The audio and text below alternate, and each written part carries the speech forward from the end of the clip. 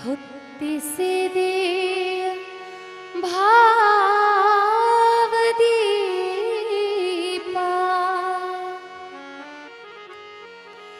ಕಿತ್ತು ಎಸೆಯಲಿಲ್ಲ ಪಾಪ ಹೊತ್ತಿಸಿದೆಯ ಭಾವದೀಪ ಕಿತ್ತು ಎಸೆಯಲಿಲ್ಲ ಪಾಪ ಹೊತ್ತಿಸಿದೆಯ ಭಾವದೀಪ ಕಿತ್ತು ಎಸೆಯಲಿಲ್ಲ ಪಾಪ ಚಿತ್ತದಲ್ಲಿ ಚಿತ್ರಗೊಳ್ಳಲಿ ಚಿನ್ಮಯ ಚಿತ್ರೂಪ ಚಿತ್ತದಲ್ಲಿ ಚಿತ್ರಗೊಳ್ಳಲಿ ಚಿನ್ಮಯ ಚಿತ್ರೂಪ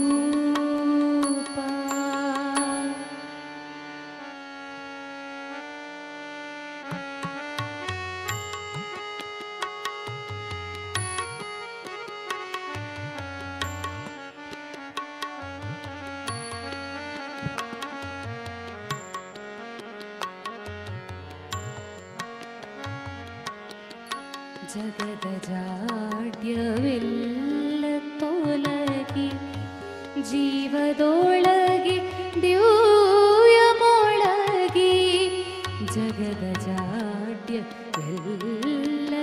ತೊಲಗಿ ಜೀವದೊಳಗೆ ದಿವ್ಯ ಮೊಳಗಿ ಪ್ರೀತಿಯೆಂಬ ಜ್ಯೋತಿ ಬೆಳಗಿ ಭೀತಿ ಕರಗಲಿ ಆ ಪ್ರೀತಿಯೆಂಬ ಜ್ಯೋತಿ ಬೆಳಗಿ ಭೀತಿ ಕರಗಲಿ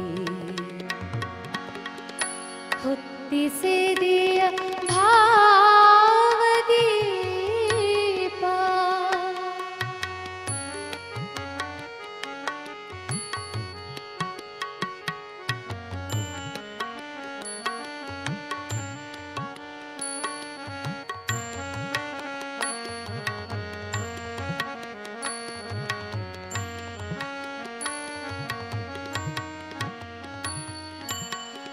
ಬೆಳಗು ಅವನೊಳಗನು ತೆರೆದು ತೋರಲಿ, ಆ ಬೆಳಗು ಅವನೊಳಗನು ತೆರೆದು ತೋರಲಿ. ನಿನ್ನೊಳಗಿನ ನಿನ್ನ ನರೆದು ಶೂನ್ಯಗೊಳಿಸಲಿ, ನಿನ್ನೊಳಗಿನ ನಿನ್ನ ನರೆದು ಶೂನ್ಯಗೊಳಿಸಲಿ. ನಿನ್ನೊಳಗೆ ತನ್ನ ನೆರೆದು ಪೂರ್ಣಗೊಳಿಸಲಿ, ನಿನ್ನೊಳಗೆ ನಿನ್ನ ನೆರೆದು ಪೂರ್ಣಗೊಳಿಸಲಿ, ಪರಿಪೂರ್ಣಗೊಳಿಸಲಿ. ಭರವಸೆಯು ಬಾಡದಿರಲಿ, ನಂಬುಗೆ ಬಗೆ ತುಂಬಲಿ. ಭರವಸೆಯು ಬಾಡದಿರಲಿ, ನಂಬುಗೆ ಬಗೆ ತುಂಬಲಿ. ಕವಲೊಡೆಯದ ಹಾದಿಯಲ್ಲಿ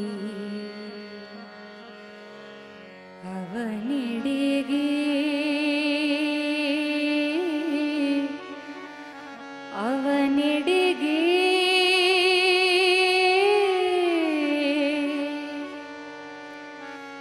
ಅವನಡಿಗೆ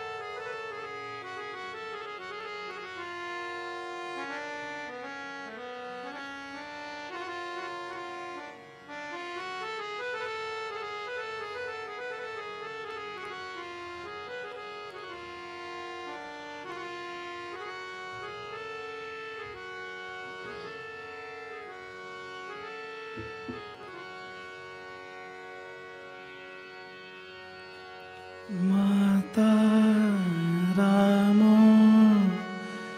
मत्पिता रामचन्द्रः, स्वामी रामो मत्सखा रामचन्द्रः।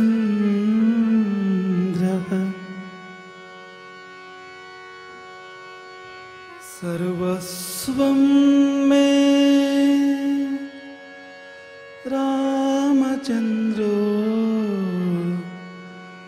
दयालुः,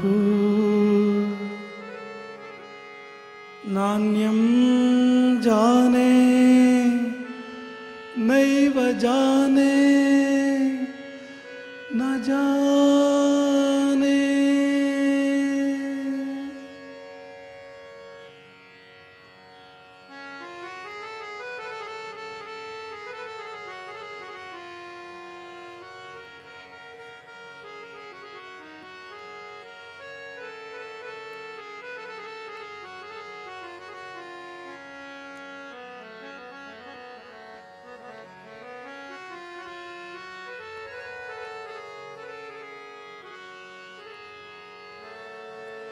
ಎಲ್ಲೆಲ್ಲೂ ಅರಳಿರುವ ಹೂ ನಿನ್ನ ಮುಡಿಗೆ,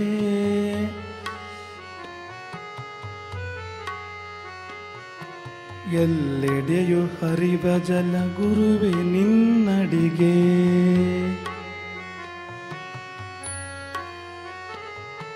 ಜಗದ ಪ್ರಭೆಯೆಲ್ಲ ನಿನಗಾರತಿಯು ಪ್ರಭುವೇ.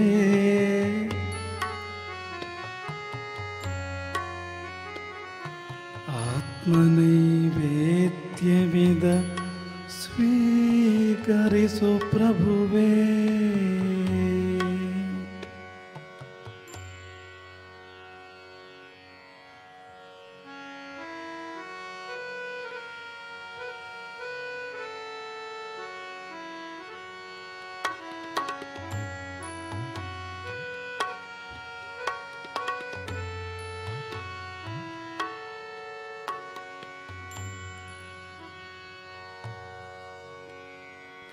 ನೀರದ ನೀಲ ನಾರದ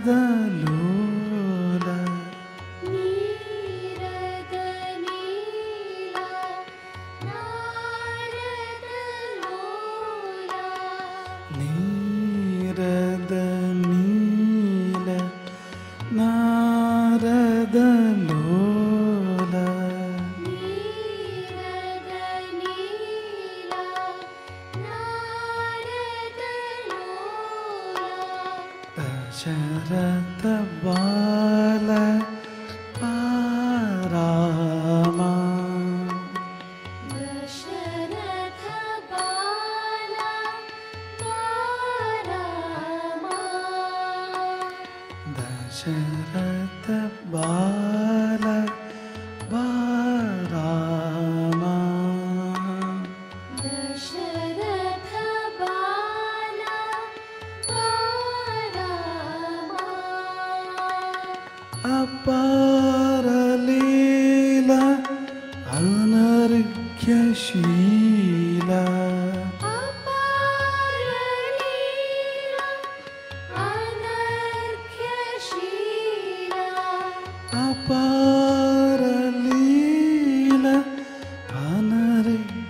ಅನರ್ಘ್ಯಶೀಲ ಅಪಾರ ಲೀಲ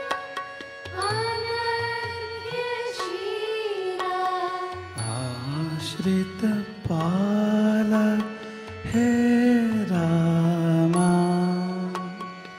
ಆಶ್ರಿತ ಪಾಲ ಹೇ ರಾಮ ಆಶ್ರಿತ ಪಾಲ ಹೇ ರಾಮ ಆಶ್ರಿತ ಪಾಲ ಹೇ ರಾಮ ನೀರದ ನೀಲ ಬಾರಾಮ ನಾರದ ಲೋಲ ಬಾರಾಮ ನೀರದ ನೀಲ ಬಾರಾಮ ನಾರದ ಲೋಲ ಬಾರಾಮ ಬಾ ಬಾ ಬಾ ಬಾ ಬಾರಾಮ ಬಾ ಬಾ ಬಾ ಬಾ ರಾಮ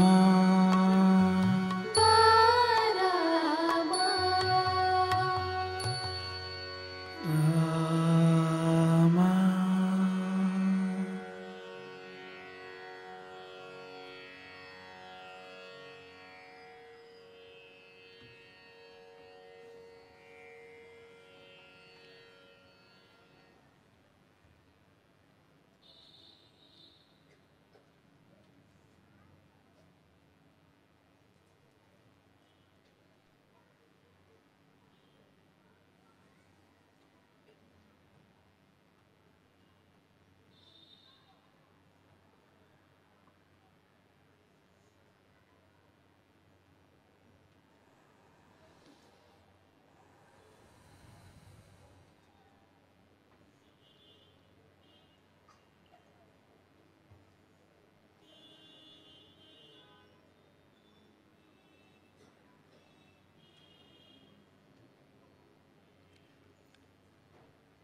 ಭಾವ ಪೂಜೆಯ ಆರಂಭವೇ ಎಲ್ಲಿಂದ? ಎಲ್ಲಿಂದ? ಬಾ ಎಂಬಲ್ಲಿಂದ.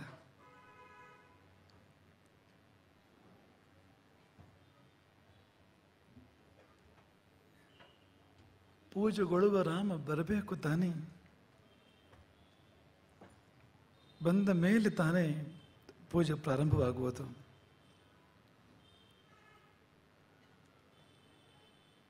ರಾಮನನ್ನು ಕರೆಯಬೇಕು. ಬಾ ಬಾ ಬಾ ಬಾ ಬಾ ರಾಮ. ನೀರಿದ ನೀಲ ರಾಮ, ನಾರದ ಲೋಲ ರಾಮ, ದಶರಥ ಬಾಲ ರಾಮ, ಬಾ ರಾಮ, ಬಾಲರಾಮ, ಬಾ ರಾಮ. ಬಾಲನಾದರೂ ಅಪಾರ ಲೀಲ ರಾಮ, ಬಾಲನಾದರೂ ಅನರ್ಘ್ಯಶೀಲ ರಾಮ, ಬಾಲನಾದರೂ ಆಶ್ರಿತ ಪಾಲ ರಾಮ, ಬಾ ರಾಮ.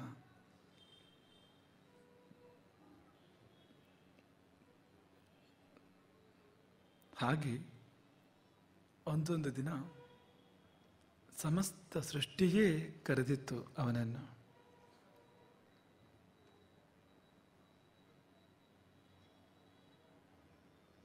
ಅದು ತ್ರೇತಾಯುಗ, ಅದು ಅಯೋಧ್ಯೆಯ ಅರಮನೆ, ಅದು ಕೌಸಲ್ಯೆಯ ಒಡಲು. ಅದರೊಳಗೆ ಹುದುಗೆ ಕುಳಿತಿದ್ದ ಬ್ರಹ್ಮಾಂಡದ ಪ್ರಭು. ಆತನ ಬರುವಿಕೆಗೆ ಪ್ರಪಂಚವೇ ಕಾದಿತ್ತು. ಪ್ರಪಂಚವೇ ಆತನನ್ನು ಕರೆದಿತ್ತು. ಅಗೋಚರನಾದವನು ನಮಗೆ ಗೋಚರನಾಗಬೇಕು ಅಂತ ತಾನೇ ಭೂಮಿಗೆ ಇಳಿದು ಬಂದಿದ್ದು.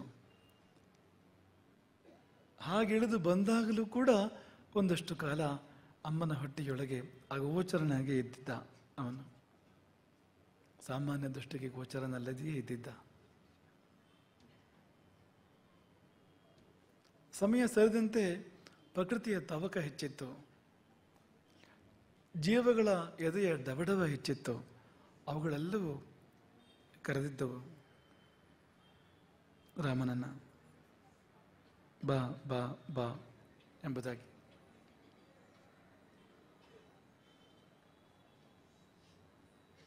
12 ತಿಂಗಳ ಗರ್ಭ ಅದು. ಹಾಗಾಗಿ ಆ ಪ್ರತೀಕ್ಷೆಗೆ ಅರ್ಥ ಹೆಚ್ಚಿತ್ತು.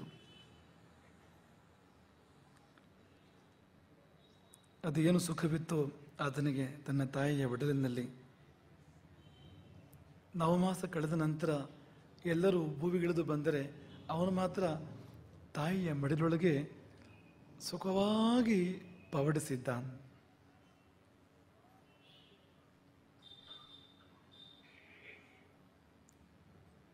ತಾಯಿ ಎಂದರೆ ಅಂಥ ಸುಖ ಅದು. ತಾಯಿ ಅಂದರೆ ಅಂಥ ನೆಮ್ಮದಿ ಅದು. ಅದನ್ನು ಪ್ರಪಂಚಕ್ಕೆ ಅವನು ತೋರಿದವನು. ಆತನನ್ನು ಪ್ರಪಂಚ ಕರೆದಿತ್ತು.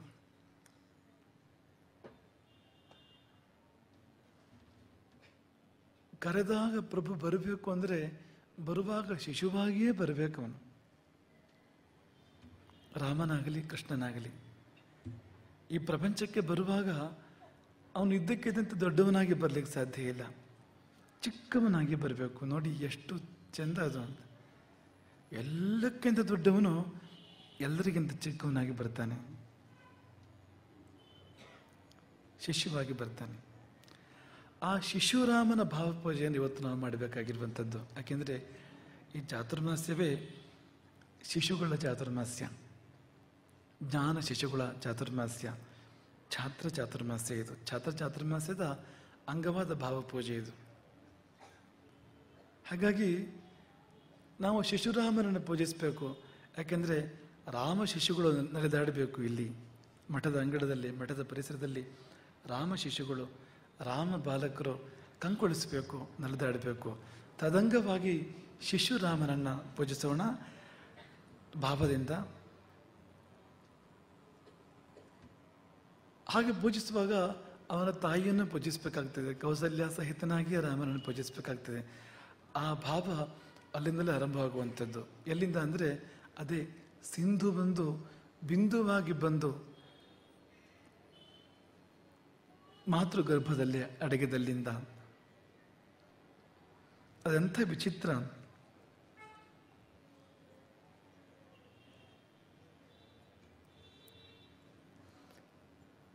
ಸೃಷ್ಟಿಯ ಕೌಶಲ್ಯ ತುಂಬ.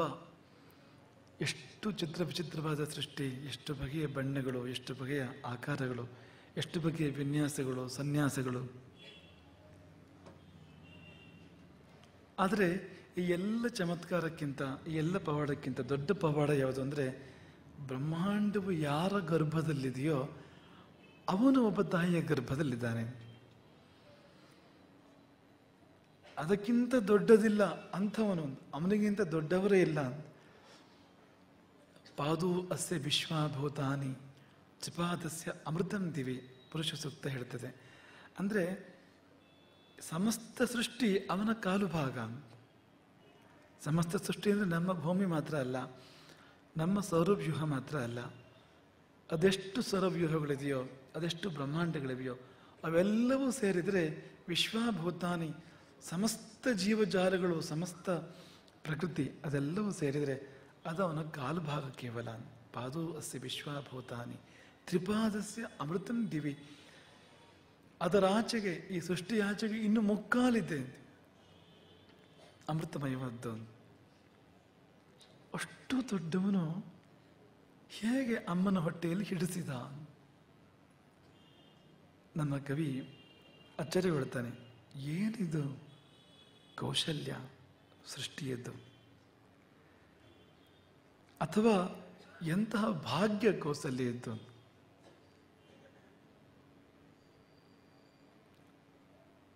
ನೋಡಿ, ಮಗುವೆಂದರೆ ದೇವರು, ಮಗುವೆಂದರೆ ಪೂಜ್ಯ, ಯಾಕೆಂದ್ರೆ ದೇವರು. ದೇವರು ಪೂಜ್ಯ, ಯಾಕೆಂದ್ರೆ ಅವನು ದೇವರು ಅಂತ. ಇದೆರಡೂ ಒಂದಾದರೆ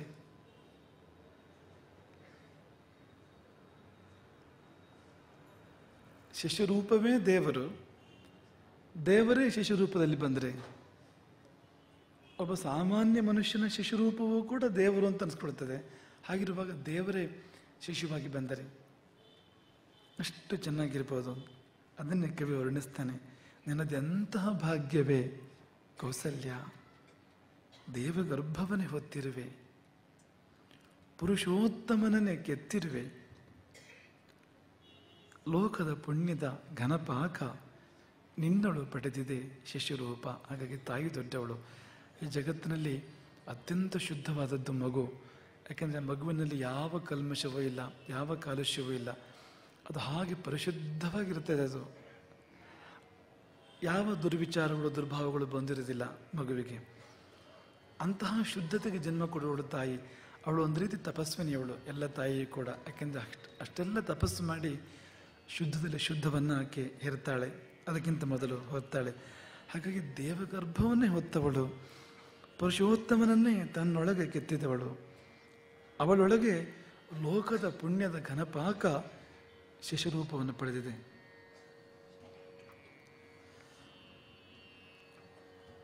ಜನಿಸಿದ ಮೇಲೆ ಹರಿದಾಡುವ ಒಡಲಲ್ಲಿ, ಪರಿಪರಿ ಆಡುವ ಮಡಿಲಲ್ಲಿ, ಹಾಲೂಡಿಸುವೆ ಪಾಲ್ಗಡಲೊಡೆಯಗೆ, ನಡೆಗಲಿಸುವೆ ಜಗ ನಡೆಸುವೆಗೆ.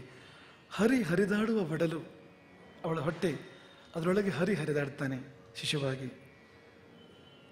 ಅವಳ ಮಡಿಲು ಪರಿಪರಿ ಆಡ್ತಾನೆ ಹರಿ ಅವಳ ಮಡಿಲಲ್ಲಿ. ಅಂತ ಮಡಿಲು ಅವಳದ್ದು.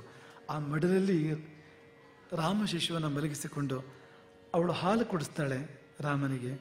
ಯಾರಿಗೆ ಅಂದರೆ ಪಾಲ್ಗಡಲೊಡೆಯನಿಗೆ. ಅಷ್ಟು ಎತ್ತರದ ಪಾಲ್ಗಡಲು, ವೈಕುಂಠ ಅಷ್ಟು ಎತ್ತರದ್ದು. ಆ ಸಮುದ್ರ ಅಮೃತ ಸಾಗರದ ಒಡೆಯ ಅವನು. ಅವನಿಗೆ ಇವಳು ಹಾಲು ಕೊಡಿಸಬೇಕಾದ್ರೆ ಇವಳ ಯೋಗ ಎಂಥದ್ದು, ಕೌಸಲ್ಯ ಯೋಗ ಎಂಥದ್ದು. ಅವಳು ನಡೆಯೋಕ್ಕೆ ಕಲಿಸ್ತಾಳೆ ರಾಮನಿಗೆ. ಆತ ಜಗತ್ತನ್ನು ನಡೆಸೋನು, ಸೂರ್ಯ ಚಂದ್ರರನ್ನು ಕೈ ಹಿಡಿದು ನಡೆಸೋನು ಅವನು. ಮೇಲೆ ಕೆಳಗೊಳಗೆ ಬಳಿ ಸುತ್ತಲೆತ್ತಲು ಮೂಲೆ ಮೂಲೆಯಲ್ಲಿ ವಿದ್ಯುಲ್ಲಹರಿಯೊಂದು, ಧೂಲಿಕಣ ಭೂಗೋಳ ರವಿಚಂದ್ರ ತಾರೆಗಳ ಚಾಲಿಪದು ಬಿಡು ಕೊಡದೆ. ಆ ಶಕ್ತಿ ರಾಮ ಅಂದರೆ. ಮೇಲೆ ಕೆಳಗೆ ಒಳಗೆ ಬಳಿ ಸುತ್ತಲೂ ಎತ್ತೆತ್ತಲು ವಿದ್ಯುಲ್ಲಹರಿಯಾಗಿ ಹರಿಯುವವನನು. ಧೂಲಿಕಣದಿಂದ ಆರಂಭ ಮಾಡಿ ಭೂಗೋಳ ರವಿಚಂದ್ರ ತಾರೆಗಳವರೆಗೆ ಎಲ್ಲವನ್ನೂ ಚಾಲನೆಗೊಳಿಸುವವನವನು, ಎಲ್ಲವನ್ನೂ ನಡೆಸುವವನವನು. ಅವನ ಕೈ ಹಿಡಿದು ನಡೆಸ್ತಾಳೆ ಕೌಸಲ್ಯ, ಅವನಿಗೆ ನಡೆ ಕಲಿಸ್ತಾಳೆ. ತಾಯಿ ಎಷ್ಟು ದೊಡ್ಡವಳು ಅಂತ. ಹಾಗಾಗಿ ಆ ತಾಯಿಯನ್ನು ನೋಡಿ ಜಗತ್ತೇ ಕೈ ಮುಗಿದಿದೆ, ಚರಾಚರ ಪ್ರಪಂಚ ಕೈ ಮುಗಿದಿದೆ ಆ ತಾಯಿಯನ್ನು ನೋಡಿ. ಕಳಿಸ್ಕೊಡು ರಾಮನನ್ನ ಅಂತ ಕೇಳಿದೆ. ನಿನ್ನ ಹೊಟ್ಟೆಯಿಂದ ಭೂಮಿಗೆ ಕಳಿಸ್ಕೊಡು ಅವನನ್ನ, ನಮಗೆ ಬೇಕು ಅವನು ಅಂತ ಕೇಳ್ಕೊಳ್ತಾ ಇದೆ. ಹಾಗೆ ರಾಮನನ್ನ ಬಾಬಾ ಅಂತ ಕರೀತಾ ಇದೆ. ಹಾಗಾಗಿ ರಾಮ ಬರಬೇಕಾದ್ರೆ ಕೌಸಲ್ಯ ಕರೆ ತರಬೇಕು ಅವನನ್ನ. ಕೌಸಲ್ಯ ಕರೆ ತರದೆ ರಾಮ ಬರ್ಲಿಕ್ಕೆ ಸಾಧ್ಯ ಇಲ್ಲ. ಮೊದಲಿಗೆ ತಾಯಿಗೆ ನಮನ, ಆಮೇಲೆ ಶಿಶುವಿಗೆ. ಹಾಗಾಗಿ ತಾಯಿಯನ್ನ, ಮಹಾತಾಯಿಯನ್ನ, ಅಣೋರಣೀಯಾನ್ ಮಹತೋ ಮಹೀಯಾನ್, ಆ ಮಹತೋ ಮಹೀಯಾನ್ ಅನಿಸಿಕೊಂಡು ದೊಡ್ಡ ತತ್ವದ ತಾಯಿ ಅವಳು. ಆಕೆಯನ್ನು ಕಂಡು ಒಂದರೆ ಅಚ್ಚರಿಗೊಂಡು ಅವಳಿಗೆ ಗೌರವ ಸಲ್ಲಿಸಿ ಆಮೇಲೆ ರಾಮನನ್ನ ಕರೆಯೋಣ.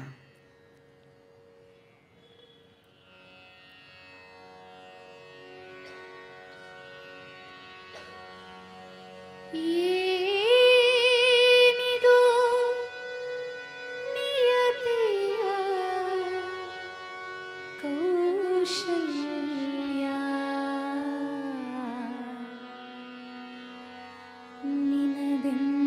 ನಿನದೆಂತಹ ಭಾಗ್ಯವೇ ಕೌಸಲ್ಯ. ಏನಿದು ನಿಯತಿಯ ಕೌಶಲ್ಯ, ನಿನದೆಂತಹ ಭಾಗ್ಯವೇ ಕೌಸಲ್ಯ.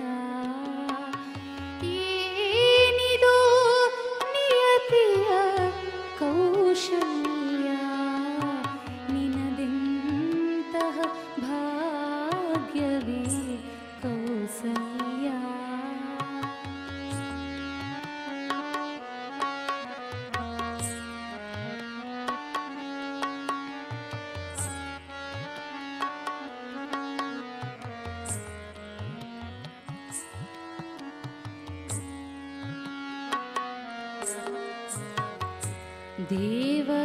ದೇವಗರ್ಭವನೇ ಹೊತ್ತಿರುವೆ, ಪುರುಷೋತ್ತಮನನೇ ಕೆತ್ತಿರುವೆ. ದೇವಗರ್ಭವನೇ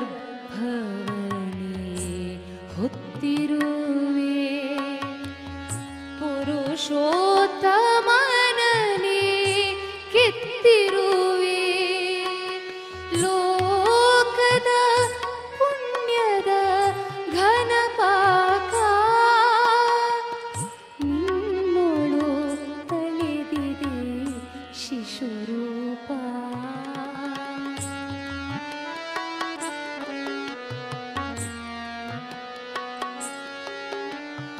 ಲೋಕದ ಪುಣ್ಯದ ಘನಪಾಕ ನಿನ್ನೋಳು ತಳೆದಿದೆ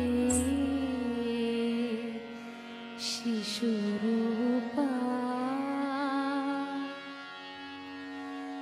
ಎಂತಹ ಭಾಗ್ಯವೇ ಕೌಸಲ್ಯ, ನಿನದೆಂತಹ ಭಾಗ್ಯವೇ ಕೌಸಲ್ಯ.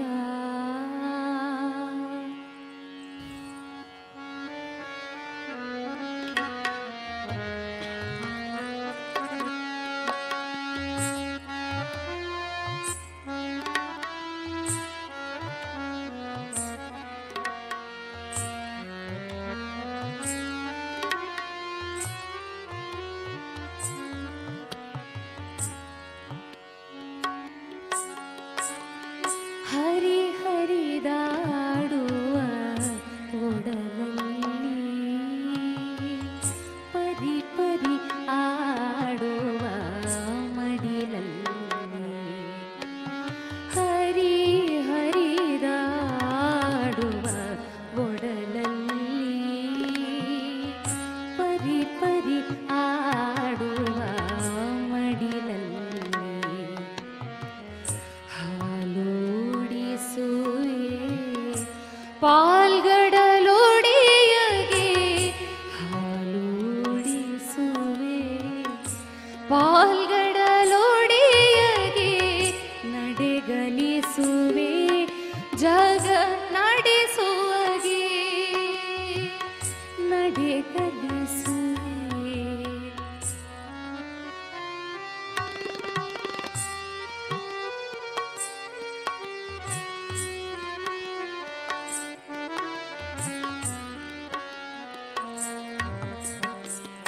ನಡೆಗಲಿಸುವೆ ಜಗ ನಡೆಸುವಗೆ.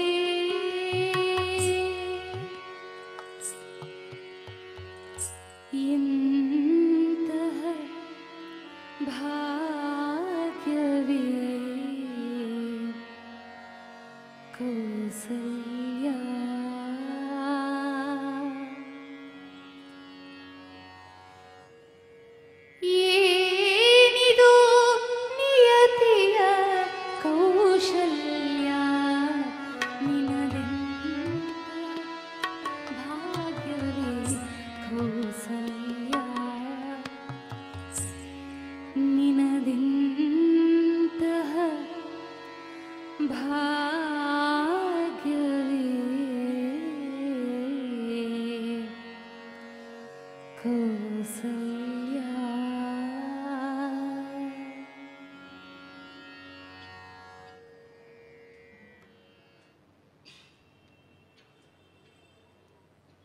ಪ್ರಕೃತಿ ಕರೆದಿತ್ತು, ಜೀವಗಳು ಕರೆದಿದ್ದವು, ದೇವರುಗಳು ಕರೆದಿದ್ದರು ರಾಮನನ್ನು. ಪ್ರಕೃತಿ ಕರೆದಿತ್ತು, ಪಂಚಭೂತಗಳು ಕರೆದಿದ್ದವು, ಭೂಮಿ ಆತನ ಪಾದಸ್ಪರ್ಶವನ್ನು ಬಯಸಿತ್ತು, ನೀರಿಗೆ ಆತನಿಗೆ ಸ್ನಾನ ಮಾಡಿಸುವ ಆಸೆ, ಅಗ್ನಿಗೆ ಆತನಿಗೆ ನೀರಾಜನವಾಗುವ ಆಸೆ, ವಾಯುವಿಗೆ ಪರಿಮಳ ಗಂಧವನ್ನು ಆತನ ಘ್ರಾಣೇಂದ್ರಿಯಕ್ಕೆ ತಲುಪಿಸುವ ಆಸೆ, ಆಕಾಶಕ್ಕೆ ತನ್ನ ನೀಲಿಯನ್ನು ರಾಮನ ಮೈಗೆ ಹಚ್ಚುವ ಆಸೆ. ಪಂಚಭೂತಗಳು ರಾಮನ ಸ್ಪರ್ಶವನ್ನು ಬಯಸಿದ್ದವು. ರಾವಣನಿಂದ ಪೀಡೆಗೊಂಡಿದ್ದವು ಅವು. ತಮ್ಮ ಸ್ವಸ್ಥಿತಿಯನ್ನು ಸುಸ್ಥಿತಿಯನ್ನು ಕಳ್ಕೊಂಡಿದ್ದವು. ಅವುಗಳ ರೋಗಕ್ಕೆ ಒಂದೇ ಮದ್ದು, ಅದು ರಾಮನೆಂಬ ಮಧು, ರಾಮನೆಂಬ ಜೇನು. ಹಾಗಾಗಿ ತಮ್ಮ ಪ್ರಪಂಚದಲ್ಲಿ, ಪಂಚಭೂತ ಪ್ರಪಂಚದಲ್ಲಿ ರಾಮನ ಪ್ರವೇಶವನ್ನು ಅವು ಬಯಸಿದ್ದವು. ಹಾಗೆಂದರೆ ಅಧ್ಯಾತ್ಮ ಪ್ರಪಂಚದಲ್ಲಿ ಎಂದೂ ವಿಹರಿಸ್ತಾ ಇರುವವನು ಅವನು. ಯೋಗಿಗಳ ಅಂತರಂಗಕ್ಕೆ ಸದಾ ವೇದ್ಯನಾದವನು, ಸದಾ ಗೋಚರನಾದವನು. ಅವನು ಅಂತರಂಗ ಪ್ರಪಂಚದಿಂದ ಬಹಿರಂಗ ಪ್ರಪಂಚಕ್ಕೂ ಬರಲಿ, ಎಲ್ಲರ ಚರ್ಮಚಕ್ಷುವಿಗೂ ಗೋಚರಿಸಲಿ.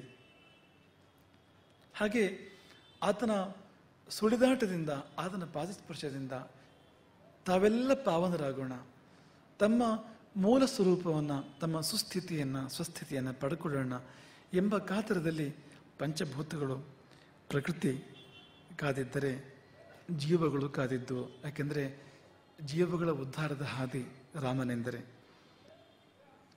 ಒಬ್ಬ ರಾಮ ಭೂಮಿಗೆ ಬಂದರೆ ಅದೆಷ್ಟು ಕೋಟಿ ಜನರ ಉದ್ಧಾರವಾಗ್ತದೆ. ಕೆಲವರಿಗೆ ಅವನ ನೋಟ ಸಾಕು, ಕೆಲವರಿಗೆ ಅವನ ಸ್ಪರ್ಶ ಸಾಕು, ಕೆಲವರಿಗೆ ಅವನ 2 ಶಬ್ದ ಸಾಕು, ಇನ್ನು ಕೆಲವರಿಗೆ ಅವನ ಮೇಲೆ ಬೀಸಿದ ಗಾಳಿ ಬೀಸಿದರೆ ಸಾಕು. ರಾವಣನಂತವರಿಗೆ ಅವನು ಬಾಣ ಬೇಕು. ಅಂತೂ ಬೇರೆ ಬೇರೆ ಬಗೆಯ ಜೀವಗಳು ಕಾದಿದ್ವು ರಾಮನನ್ನ. ಇಲ್ಲೆಲ್ಲಿಯೋ ಕಾದಿದ್ವು ಅಂತ. ಎಲ್ಲೋ ವಿಶ್ವಾಮಿತ್ರರು ಕಾದಿದ್ದರು, ಮತ್ತೆಲ್ಲೋ ತಾಟಕಿಯೂ ಕಾದಿದ್ದಳು. ಯಾಕೆಂದರೆ ತಾಟಕಿಗೆ ಆ ತಾಟಕಿತನ, ಅದರಿಂದ ಮೋಕ್ಷ ಸಿಗಬೇಕು ಅಂದ್ರೆ ರಾಮ ಬರಬೇಕು. ಮತ್ತೆಲ್ಲೋ ಅಹಲ್ಯ ಕಲ್ಲಾಗಿ ಬಿದ್ದು ಕಾಯ್ತಾ ಇದ್ಲು. ಇನ್ನೆಲ್ಲೋ ಸೀತೆ ಮಾಲೆ ಹಿಡಿದು ನಿಂತಿದ್ದಳು. ಎಲ್ಲೋ ಶರಭಂಗ, ಎಲ್ಲೋ ಸುತೀಕ್ಷ್ಣ, ಎಲ್ಲೋ ವಿರಾಧ, ಎಲ್ಲೋ ಕಬಂಧ, ಎಲ್ಲೋ ಶಬರಿ ಕಾಯ್ತಾ ಇದ್ರು ರಾಮನನ್ನ. ಭಕ್ತವರ ಹನುಮಂತ ಕಾಯ್ತಾ ಇದ್ದ, ಕಪಿಕೋಟೆಗಳು ಕಾಯ್ತಾ ಇದ್ರು. ಯಾಕೆಂದ್ರೆ ಅವರೆಲ್ಲ ಕಬ್ಬಿಣ, ರಾಮ ಮುಟ್ಟುವವರೆಗೆ, ಮತ್ತೆ ಅವರೆಲ್ಲ ಬಂಗಾರ. ವಿಭೀಷಣ ಕಾಯ್ತಾ ಇದ್ದ, ಹೆಚ್ಚಕ್ಕೆ ಸ್ವಯಂ ರಾವಣನೇ ಕಾಯ್ತಾ ಇದ್ದ. ಎಷ್ಟು ಕಾಲ ಪ್ರಭು ನಾನು ಈ ರಾಕ್ಷಸನ ಸ್ವರೂಪದಲ್ಲಿ ಬದುಕಿರಲಿ, ನಿನ್ನ ಸನ್ನಿಧಿಯಿಂದ ಇನ್ನೆಷ್ಟು ಕಾಲ ದೂರ ಇರಲಿ, ಒಂದೇ ಒಂದು ನಿನ್ನ ಬಾಣದಿಂದ ನನ್ನ ಹೃದಯವನ್ನು ತೆರೆದು ಅದರೊಳಗೆ ನಿನ್ನನ್ನು ನನಗೆ ತೋರಿಸು, ನನ್ನೊಳಗಿನ ನಿನ್ನ ತೆರೆದು ತೋರಿಸು, ಅದಕ್ಕೆ ಬೇಕು ನಿನ್ನ ಬಾಣ, ಆಗ ನನಗೆ ಜಯ. ಲೋಕದ ಕಣ್ಣಿಗೆ ನಿನಗೆ ಜಯವಾದರೂ ನನಗೂ ಜಯವೇ. ಯಾಕೆಂದರೆ ನಾನು ಮೇಲೆ ಇರ್ತೇನಲ್ಲ. ಜಯ ಅನ್ನೋ ಪದಕ್ಕೆ ಸರ್ವೋತ್ಕರ್ಷ ಎನ್ನುವ ಅರ್ಥ ಇದೆ. ನನಗದು ಸರ್ವೋತ್ಕರ್ಷ, ನಿನ್ನ ಬಾಣ ತಗುಲಿದ್ರೆ. ಮತ್ತೆ ನನಗೆ ಜಯ ಮಾತ್ರ ಅಲ್ಲ, ನಾನೇ ಜಯ ಆಮೇಲೆ ನಿನ್ನ ಬಾಣ ತಗುಲಿದ್ರೆ. ಹಾಗೆ ರಾವಣನೂ ಕರೆದಿದ್ದಾನೆ. ದಶರಥನಿಂದ ಆರಂಭಿಸಿ ಅಥವಾ ಸ್ವಯಂ ಕೌಸಲ್ಯೆಯಿಂದ ಹೊರಗೆ ಬಾ ಮಗು ಅಂತ ಅವಳು ತವಕದಿಂದ ಕಾಯ್ತಾ ಇದ್ದಿರಬಹುದು. ಯಾಕೆಂದರೆ ಅವನ ಗರ್ಭವಾಸವು ಕೌಸಲ್ಯಗೆ ಪರಮ ಸೌಖ್ಯವೇ. ಎಂಥ ಅದ್ಭುತ ನೋಡಿ, ಅವನೊಳಗೆ ಇದ್ದಾನವನು ಅಂತ, ಆಕೆಯ ಒಳಗೆ ಇದ್ದಾನವನು ಅಂತ. ಚರಾಚರ ಬ್ರಹ್ಮಾಂಡದ ಒಡೆಯ ಆಕೆಯ ಒಳಗೆ ಇದ್ದಾನೆ. ನನದು ಎಂತಹ ಭಾಗ್ಯವೇ ಕೌಸಲ್ಯ ಅಂತ ಕೇಳ್ತೇವಲ್ಲ ನಾವು. ಆದರೆ ಆ ಭಾಗ್ಯ ನಮಗೂ ಎಲ್ಲರಿಗೂ ಇದೆ. ಈಗ ನಮ್ಮೊಳಗಿಲ್ವ ಅವನು? ಕೌಸಲ್ಯ ಹೊಟ್ಟೆಯಲ್ಲಿ ಇರ್ಬೋದು, ಆದರೆ ನಮ್ಮ ಹೃದಯದಲ್ಲಿ ಇಲ್ವ ಅವನು? ನಮ್ಮೆಲ್ಲರೊಳಗೂ ಇದ್ದಾನವನು. ಆದರೆ ಮತ್ಸರದ ಮಾಧುರ್ಯ ಬೇಕು ನಮಗೆ. ನಿನಗೆಂತಹ ಭಾಗ್ಯ ಬೇಕು ಕೌಸಲ್ಯ, ನಿನಗಿರೋ ಥರ ನನಗಿಲ್ಲ ಅಂತ ಅಷ್ಟೇ ನಾವು ಹೇಳ್ಕೋಬೇಕು. ಆದರೆ ವಾಸ್ತವವಾಗಿ ನಮ್ಮೆದರೊಳಗೂ ಇದ್ದಾನೆ ಅವನು. ಆದರೆ ನಾವು ಹೊರಗೆ ನೋಡ್ಲಿಕ್ಕೆ ಬಯಸ್ತೇವೆ ಅವನನ್ನು, ಒಳಗೆ ಕಾಣೋದಿಲ್ಲ. ದೇವಸ್ಥಾನಕ್ಕೆ ಹೋಗಿ ದೇವರ ಮುಂದೆ ನಿಂತು ದೇವರಿಗೆ ದೀಪ ಬೆಳಗಿ ಮಂಗಳಾರತಿ ಬೆಳಗಿ ಅಲ್ಲಿ ಕಾಣಲಿಕ್ಕೆ ಬಯಸ್ತೇವೆ. ಅಥವಾ ಸುಮ್ಮನೆ ಸುಖ ಅಂದ್ಕೊಂಡ್ರು ಕೂಡ ಸುಖವೇ ದೇವರು ಅಂತ ಅಂದ್ಕೊಂಡ್ರು ಆ ಸುಖವನ್ನು ಹೊರಗೆ ಬಯಸ್ತೇವೆ, ಹೊರಗಿನ ವಸ್ತುಗಳಲ್ಲಿ ವಾಹನಗಳಲ್ಲಿ ಬಯಸ್ತೇವೆ. ಹಾಗೆ ಕೌಸಲ್ಯವೂ ಕೂಡ ತವಕ ಇದ್ದಿರ್ಬೋದು. ಹೇಗಿರ್ಬೋದು ಮುದ್ದು ರಾಮ? ಅವನು ಹುಟ್ಟಿದರೆ ಅವನ ಬಣ್ಣ ಹೇಗಿರ್ಬೋದು, ನಗು ಹೇಗಿರ್ಬೋದು, ಅವನ ತೊದಲು ಮಾತು ಹೇಗಿರ್ಬೋದು, ಮೊದಲ ಹೆಜ್ಜೆ ಹೇಗಿರ್ಬೋದು. ಆಕೆಯೂ ಕೂಡ ತವಕದಿಂದ ಕಾದಿದ್ದಾಳೆ, ಕರೆದಿದ್ದಾಳೆ ಅಂತ. ಅವನು ಬರಬೇಕು, ರಾಮ ಬರಬೇಕು, ಶಿಶುವಾಗಿ ಬರಬೇಕು ಅವನು ರಾಮ.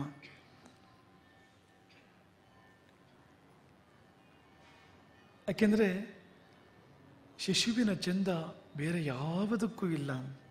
ಶಿಶುವಿನ ಕೋಮಲತೆ, ಶಿಶುವಿನ ಮುಗ್ಧತೆ, ಶಿಶುವಿನ ಶುದ್ಧತೆ ಬೇರೆ ಯಾರಿಗಿದೆ ಹೇಳಿ? ಬೇರೆ ಯಾವುದಕ್ಕಿದೆ ಹೇಳಿ?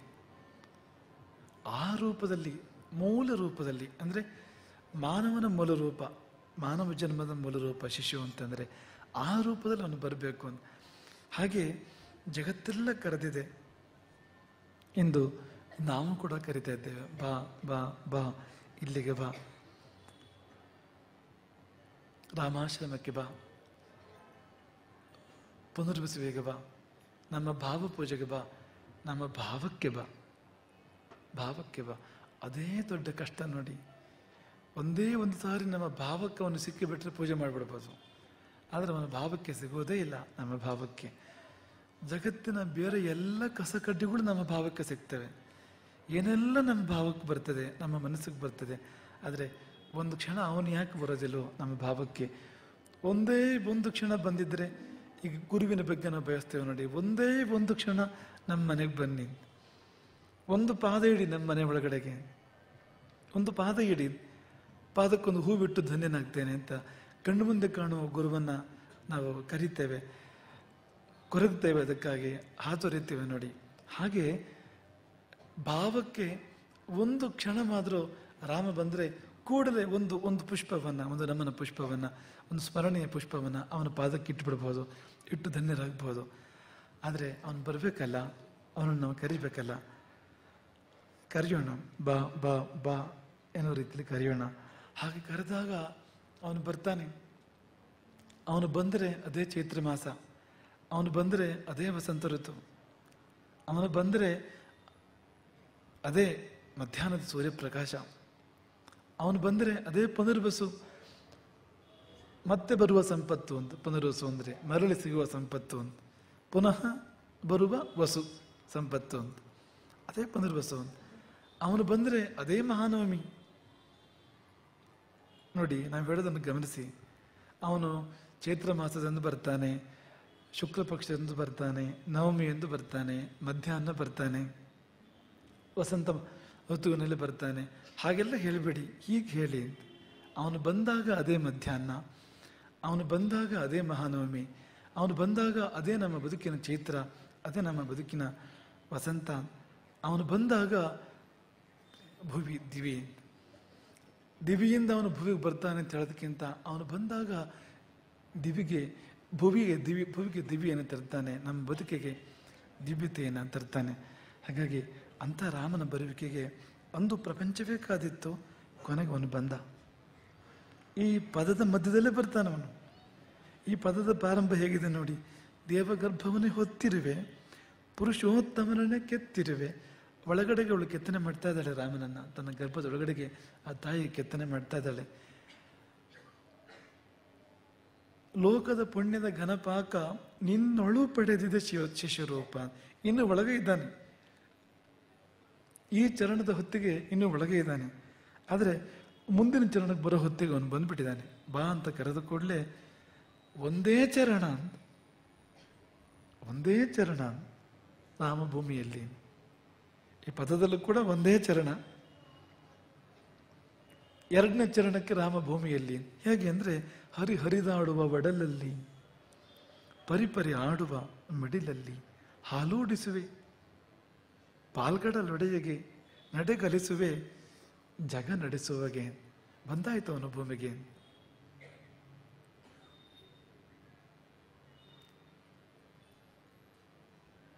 ಅವನು ಬಂದಾಗ ಅವನು ಆಟವಾಡ್ತಾನೆ. ಚಿಕ್ಕ ಮಗು ಆಟ ಆಡ್ತದೆ ನೋಡಿ, ಎಷ್ಟು ಚಿಕ್ಕ ಮಗುವಿಂದಲೇ ನೋಡಿ. ನೀವು ಬೇಕಾದ್ರೆ ನೀವು ಹೇಳ್ಬೋದು, ಇಲ್ಲ ಸ್ವಲ್ಪ ದೊಡ್ಡದಾಗಬೇಕು ಮಗು ಆಟ ಆಡಬೇಕು ಅಂದರೆ. ಇಲ್ಲ, ಹಾಗೇನಿಲ್ಲ. ಹುಟ್ಟಿದ ಮಗುವು ಆಟವಾಡಲಿಕ್ಕೆ ಆರಂಭ ಮಾಡ್ತದೆ. ಅಷ್ಟೇನು ಗರ್ಭದ ಒಳಗೆ ಮಗು ಆಟವಾಡ್ತದೆ.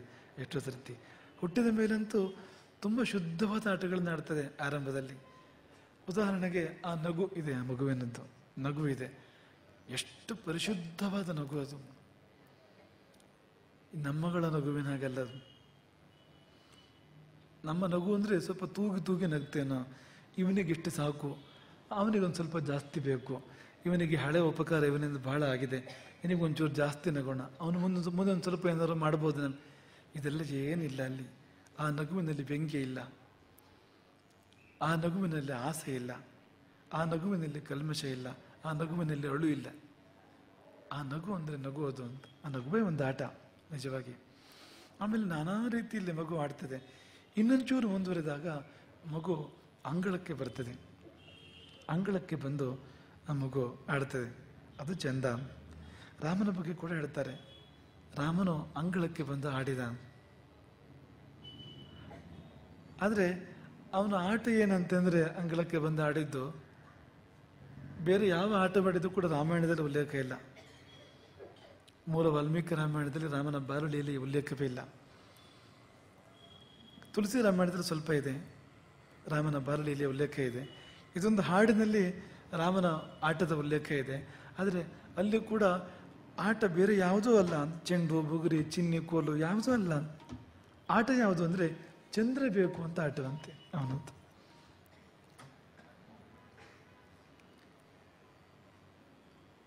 ಹಠವೇ ಆಟ ಅಂತ ಅವನದ್ದು. ಆ ಆಟ ಏನು ಅಂದರೆ ಚಂದ್ರ ಬೇಕು ಅಂತ. ಎಷ್ಟು ಚೆನ್ನಾಗಿದೆ ನೋಡಿ.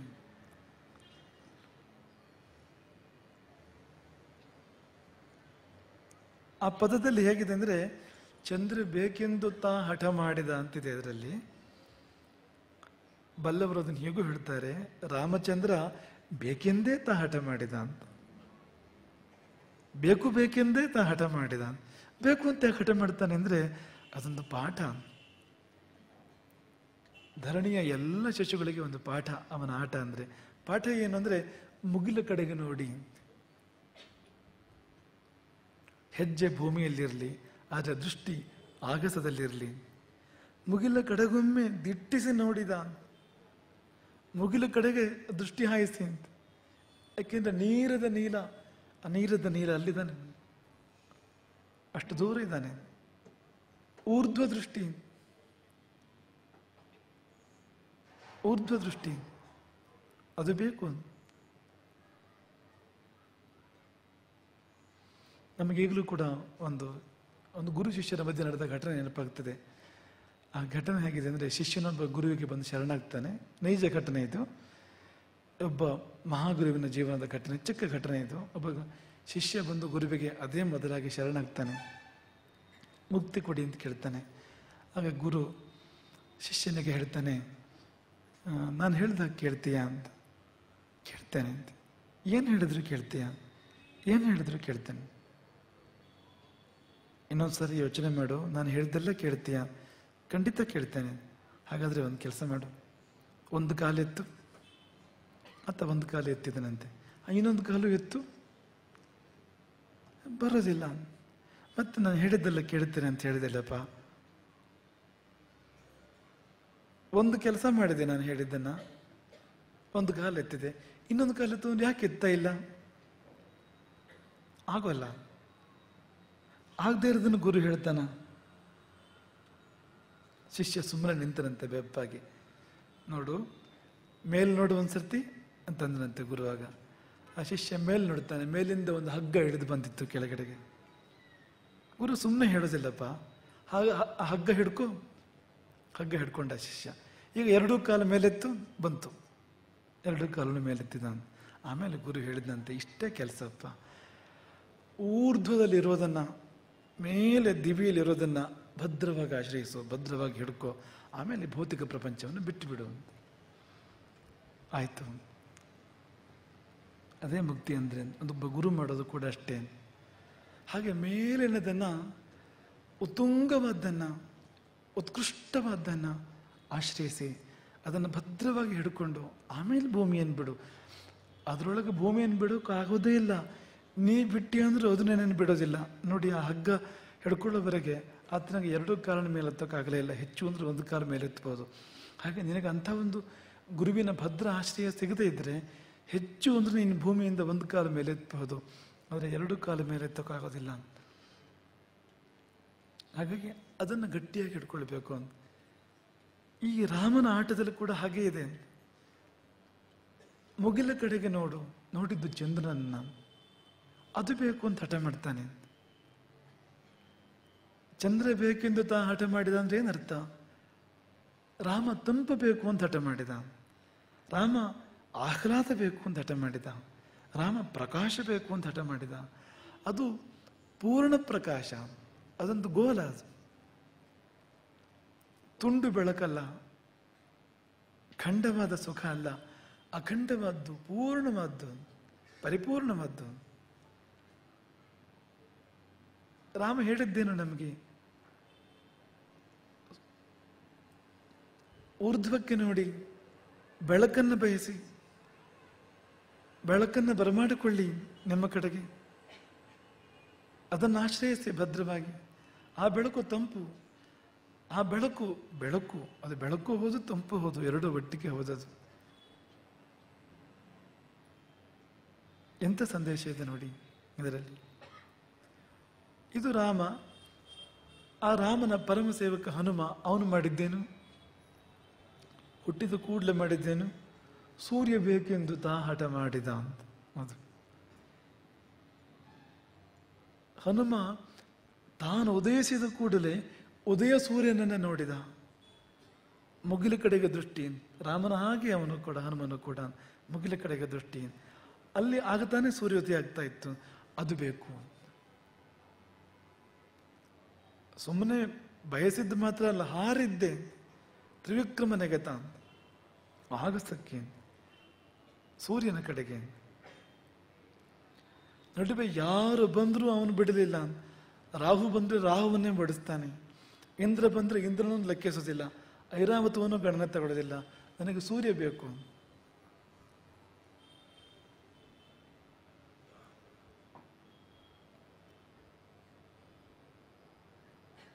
ಅಂಥವ್ರನ್ನ ಭಾರತರು ಅಂತ ಕರೀತಾರೆ.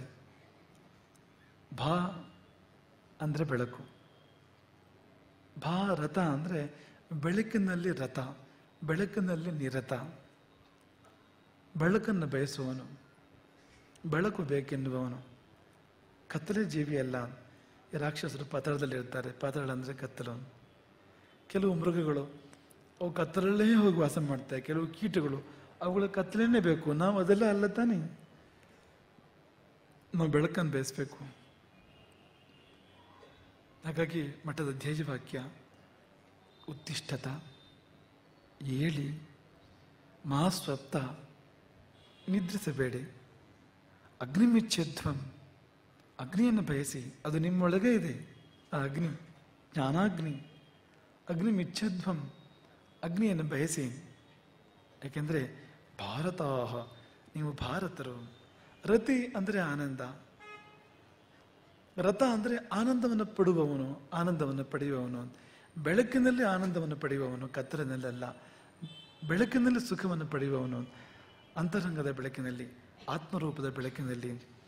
ಹಾಗಾಗಿ ಇವರಿಬ್ಬರು ಆ ಒಂದು ಸಂದೇಶವನ್ನು ಕೊಟ್ಟಿದ್ದಾರೆ, ಅವರವರದೇ ರೀತಿಯಲ್ಲಿ ಕೊಟ್ಟಿದ್ದಾರೆ. ರಾಮ ಸ್ವಾಮಿ ಆಗಿದ್ದರಿಂದ ಚಂದ್ರ ಬೇಕೆಂದು ತಾ ಹಠ ಮಾಡಿದ. ಕೂತಲ್ಲೇ ಚಂದ್ರ ಬೇಕು ಅಂತ ಹೇಳಿದ ರಾಮ. ಯಾಕೆಂದ್ರೆ ಒಂದು ಸ್ವಾಮಿ, ಅವನು ಸ್ವಾಮಿಯ ಶೈಲಿ ಅದು. ಸೇವಕ, ಕಾರ್ಯಕರ್ತ ಹನುಮಂತ ಅಂದರೆ ಆ ಸೊಪ್ಪು ಕೂಡಲೇ ಕೃತಿಯೇ. ಅವನು ಹಾರಿದ್ದೆ ತಕ್ಷಣವೇ, ತಗೊಂಡು ಬರಲಿಕ್ಕೆ ಹೋಗಿದ್ದೆ ಅವನು. ಹಾಗಾಗಿ ಒಬ್ಬ ಕಾರ್ಯಕರ್ತನ ರೀತಿಯಲ್ಲಿ ಹನುಮಂತ ಬೆಳಕನ್ನು ಬಯಸಿದರೆ, ಒಬ್ಬ ಸ್ವಾಮಿಯ ರೂಪದಲ್ಲಿ ರಾಮ ಬೆಳಕು ಬೇಕು ಅಂತ ಆಜ್ಞೆ ಮಾಡ್ತಾನೆ, ಅಪ್ಪಣೆ ಮಾಡ್ತಾನೆ. ಹಾಗೆ ಅವರೀರ್ವರ ಬಾಲಲೀಲೆಯಲ್ಲಿ ನಮಗೆ ಪಾಠ ಇದೆ ನೋಡಿ. ನಿಮಗೆ ನೆನಪಿಸ್ತೇವೆ, ಸಂಸ್ಕೃತದಲ್ಲಿ ರಮು ಎನ್ನುವ ಒಂದು ಧಾತುವಿದೆ. ಆ ಧಾತುವಿಗೆ ಕ್ರೀಡೆ ಅಂತ ಅರ್ಥ. ರಮು ಕ್ರೀಡಾಯಾಮ ಅಂತ ಧಾತು. ಆ ಧಾತುವಿಂದಲೇ ರಾಮಪದ ಹುಟ್ಟಿದೆ. ರಾಮ ಎನ್ನುವ ಶಬ್ದಕ್ಕೆ ನೇರ ಅರ್ಥ, ಸೀದಾ ಅರ್ಥ, ಸರಳ ಅರ್ಥ ಆಟವಾಡುವವನು ಅಂತ, ಕ್ರೀಡಿಸುವವನು. ಹಾಗಾಗಿ ಈ ಹಾಡು ರಾಮನ ಕ್ರೀಡೆಯ ಕುರಿತಾಗಿ ವರ್ಣನೆ ಮಾಡಿತು. ರಾಮ ಆಟವಾಡಿದ. ಆದರೆ ಆಟ ಬೆಳಕನ್ನು ಪ್ರೀತಿಸುವ ಆಟ, ಬೆಳಕನ್ನು ಹುಡುಕುವ ಆಟ, ಬೆಳಕನ್ನು ಬಯಸುವ ಆಟ, ಬೆಳಕನ್ನು ಪಡೆಯುವ ಆಟ, ಬೆಳಕಿನಲ್ಲಿ ರಮಿಸುವ ಆಟ. ರಮಿಸುವವನು ರಾಮ, ಆಟವಾಡುವವನು. ಖೇಲತಿ ಮಮ ಹೃದಯೇ ರಾಮ ಖೇಲತಿ ಮಮ ಹೃದಯೇ ಸದಾಶಿವ ಬ್ರಹ್ಮೇಂದ್ರರು. ಆಟವಾಡ್ತಾನವನು, ಅಂಗಳದಲ್ಲಿ ಆಟವಾಡ್ತಾನೆ. ಆ ಅಂಗಳ ಯಾವುದು ಅಂದರೆ ನಮ್ಮ ಹೃದಯದ ಅಂಗಳ, ನಿಮ್ಮ ಹೃದಯದ ಅಂಗಳ.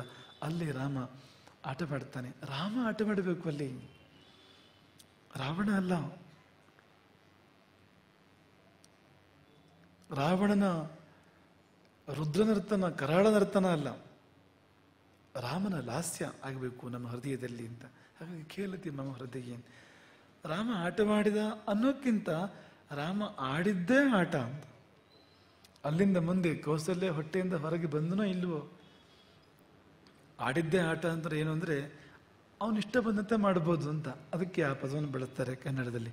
ಮಾಡಿದ್ದೇ ಮಾಟ, ಆಡಿದ್ದೇ ಆಟ, ಆನೆ ಹೋಗಿದ್ದ ದಾರಿ ಎನ್ನುವ ಹಾಗೆ. ಹಾಗಾಗಿ ಅವನು ಏನು ಆಡಿದನೋ ಅದೇ ಆಟ, ಆಡಿದ್ದೆಲ್ಲವೂ ಆಟ. ಅವನು ನಮ್ಮ ಹಾಗೆ ನಕ್ಕ, ಅವನು ನಮ್ಮ ಹಾಗೆ ಅತ್ತ, ಅವನು ನಮ್ಮ ಹಾಗೆ ಯುದ್ಧ ಮಾಡಿದ, ಅವನು ನಮ್ಮ ಹಾಗೆ ಗೆದ್ದ, ಅವನು ನಮ್ಮ ಹಾಗೆ ಏನೆಲ್ಲ ಮಾಡಿದ ರಾಮ. ಆದರೆ ಏನೆಲ್ಲ ಮಾಡಿದ್ರು ನಮಗಿಂತ ಭಿನ್ನನಾಗಿ ನಿಂತ, ನಮಗಿಂತ ಮೇಲೆ ನಿಂತ ಅವನು. ನೀರಿನಲ್ಲಿ ಚಂದ್ರನ ಪ್ರತಿಬಿಂಬ ಬಿದ್ದಿರ್ತದೆ, ಮೀನುಗಳು ಸಂಚಾರ ಮಾಡ್ತಾ ಇರ್ತವೆ ನೀರಿನಲ್ಲಿ. ಈ ದಡ್ಡ ಮೀನುಗಳು ಅಂದ್ಕೊಳ್ತವೆ ಅಂತೆ ನಮ್ಮ ಹಾಗೆ ಇದು ಒಂದು ಮೀನು ಅಂತ. ಯಾವುದು? ಆ ಚಂದ್ರನ ಬಿಂಬ ಬಿದ್ದಿರ್ತದಲ್ಲ, ಚಂದ್ರನ ಬಿಂಬವು ಸೂರ್ಯನ ಬಿಂಬವು, ನಮ್ಮ ಹಾಗೆ ಇದು ಒಂದು ಮೀನು ಅಂತ ಅಂದ್ಕೊಳ್ತೇವೆ. ಆದರೆ ಅದು ನಿಜ ಅಲ್ಲ. ಯಾಕೆಂದ್ರೆ ಆ ಕೆರೆಯ ನೀರು ಬತ್ತಿ ಹೋದರೆ ಮೀನು ಬದುಕೋದಿಲ್ಲ, ಬಿಂಬಕ್ಕೇನೂ ಆಗೋದಿಲ್ಲ. ಬಿಂಬ ಮೂಲ ಬಿಂಬದಲ್ಲಿ ಲೈವನ್ನು ಹೊಂದದೆ ಅಷ್ಟೇ, ಅದು ಅದಾಗೆ ಇರ್ತದೆ. ಹಾಗೆ ನಮ್ಮ ಹಾಗೆ ಅವನು, ನಮ್ಮ ಹಾಗೆ ಈ ಮಣ್ಣನ್ನು ಮೆಟ್ಟಿದವನು, ನಮ್ಮ ಹಾಗೆ ಮಣ್ಣನ್ನು ಮುಟ್ಟಿದವನು ನಾವು ಅಂದ್ಕೊಳ್ತೇವೆ. ಆದರೆ ನಾವು ನಮಗಿಂತ ಮೀರಿದವನಾಗಿರ್ತಾನೆ. ಕಲ್ಲು ಸಕ್ಕರೆಗೂ ತುಂಬ ವ್ಯತ್ಯಾಸ ಇದೆ, ನೋಡೋಕೆ ಒಂದೇ ರೀತಿ ಇದ್ರೂ ಕೂಡ. ಹಾಗಾಗಿ ಅವನು ಆಟವಾಡಿದ, ಅದೆಲ್ಲ ಒಂದು ಆಟ ಅವನದ್ದು, ನಮಗೊಂದು ದೊಡ್ಡ ಪಾಠ. ಹಾಗಾಗಿ ಅಂಥ ರಾಮನ ಆಟವನ್ನು ಇವರು ಮಕ್ಕಳು ರಾಮ ಆಡಿದ್ದನ್ನು ಹಾಡ್ತಾರೆ. ನಾವೆಲ್ಲ ಕೇಳಿ ಆ ಆಟವನ್ನು ನಾವು ಆಡೋದಕ್ಕೆ ಕಲಿಯೋಣ. ನಮಗೂ ಚಂದ್ರ ಬೇಕು, ರಾಮಚಂದ್ರ ಬೇಕು. ನಾವು ಹಠ ಮಾಡೋಣ. ನಮಗೂ ಹಠ ಏನಿಲ್ಲ ಅಂತಿಲ್ಲ, ಹಠ ಇದೆ ನಮಗೂ ಕೂಡ. ಆದರೆ ಹಠವನ್ನು ಚಂದ್ರ ಬೇಕು ಅಂತ ಮಾಡಬೇಕು. ರಾಮ ಚಂದ್ರ ಬೇಕು ಅಂತ ಹಠ ಮಾಡಿದರೆ ನಾವು ರಾಮಚಂದ್ರ ಬೇಕು ಅಂತ ಹಠ ಮಾಡೋಣ. ಅವನು ಮುಗಿಲ ಕಡೆ ನೋಡಿದರೆ ನಾವು ರಾಮನ ಕಡೆ ನೋಡೋಣ.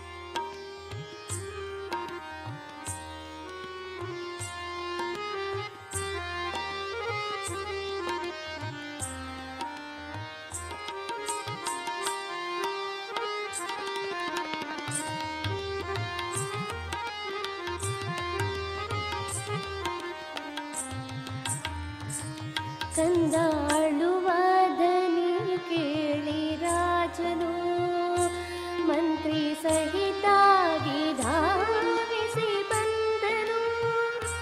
ನಿಲುವ ಕನ್ನಡಿಯೊಂದ ತಂದು ತೋರಿದ, ಕಂದನಪ್ಪಿ ತಂದೆ ಮುದ್ದಾಡಿದ, ಕಂದನಪ್ಪಿ ತಂದೆ ಮುದ್ದಾಡಿದ.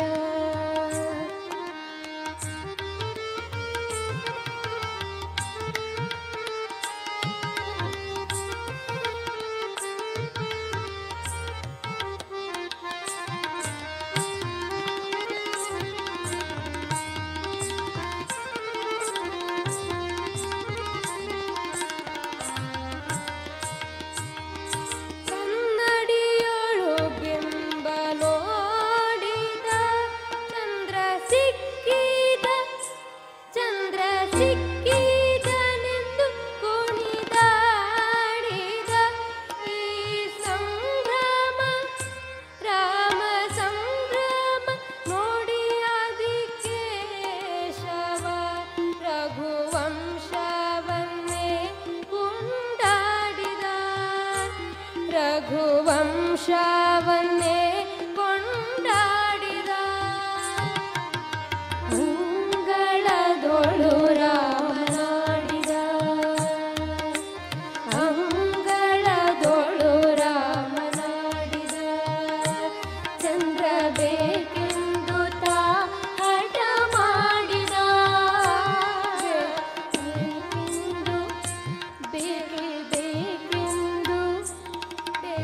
ಬೇಕೆಂದು ತಾ ಹಠ ಮಾಡಿದ.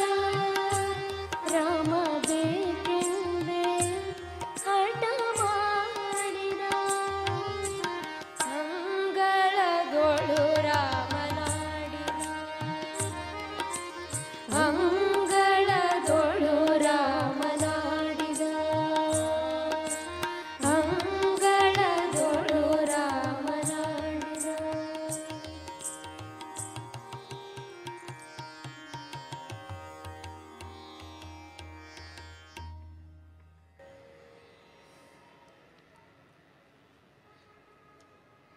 ಇನ್ನು ಭಾವಪೂಜೆ.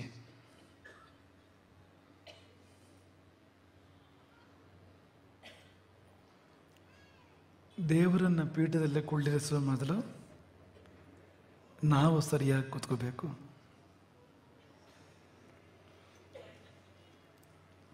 ತುಂಬ ಸಮಾಧಾನದಲ್ಲಿ ಕೂತ್ಕೊಳ್ಳಿ. ಬೆನ್ನು ನೇರ ಇರಲಿ, ಕೊರಳು ನೇರ ಇರಲಿ, ದೃಷ್ಟಿ ನೇರ ಇರಲಿ, ಮನಸ್ಸು ನೇರ ಇರಲಿ.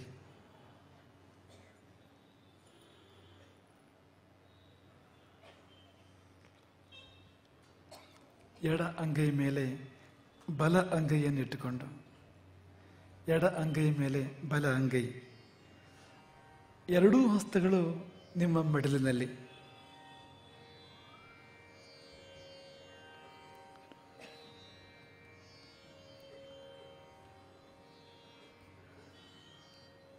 ಕಣ್ಮುಚ್ಚಿ.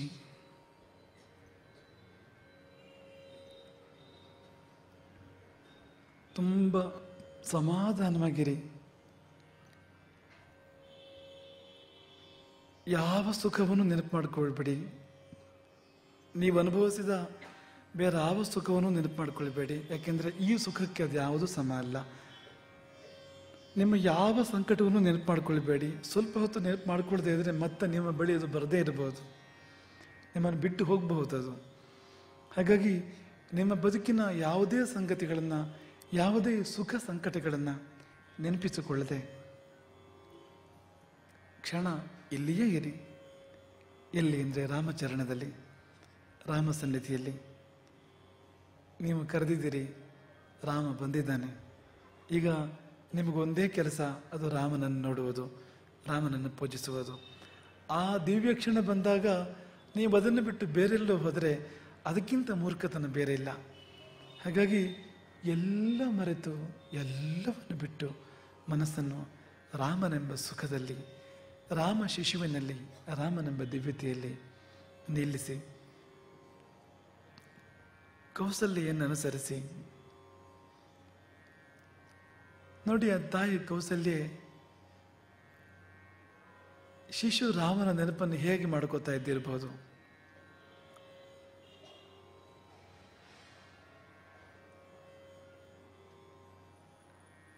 ಅರಮನೆಯ ಯಾವುದೋ ಒಂದು ಪರಿಸರದಲ್ಲಿ ಕೂತ್ಕೊಂಡು ಕಣ್ಮುಚ್ಚಿ ಆ ತನ್ನ ಮಗನ ಮಧುರವಾದ ನೆನಪನ್ನು, ಆ ರಾಮ ಶಿಶುವಿನ ಮಧುರವಾದ ನೆನಪನ್ನು ಹೇಗೆ ಮಾಡ್ಕೊಳ್ತಾ ಇದ್ದಿರ್ಬೋದು. ನೆನಪಿಸಿಕೊಳ್ಳಿ, ನೀವು ಹಾಗೆಯೇ ಭಾವಿಸಿ ಒಂದು ಕ್ಷಣ.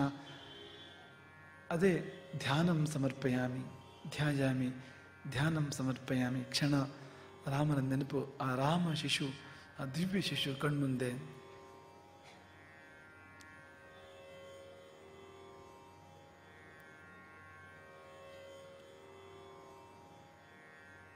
ಆಕೆ ಬಾ ರಾಮ ಅಂತ ಕರೀತಾಳೆ, ಮಗನೇ ಬಾ ಅಂತ ಕರೀತಾಳೆ. ನಾವು ಕರೆಯೋಣ. ಹಾಗೆ ಕರೆದ್ರೆ ಅದು ಆವಾಹನಂ ಸಮರ್ಪಯಾಮಿ.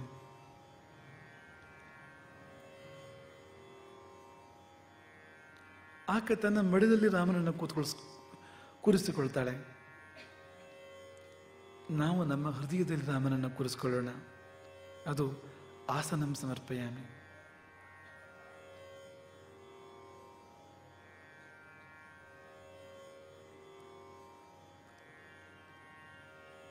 ರಾಮ ಆಡಿ ಬಂದಿದ್ದಾನೆ. ಅವನ ಕಾಲೆಲ್ಲ ಮಣ್ಣು ಮಣ್ಣಾಗಿದೆ. ಆಕೆ ತೊಳಿತಾಳೆ. ಆಡಿ ಬಾ ನನ್ನ ಕಂದ, ಅಂಗಾಲ ತೊಳೆದೇನ. ಆಡಿ ಬಾ ನನ್ನ ಕಂದ, ಅಂಗಾಲ ತೊಳೆದೇನ.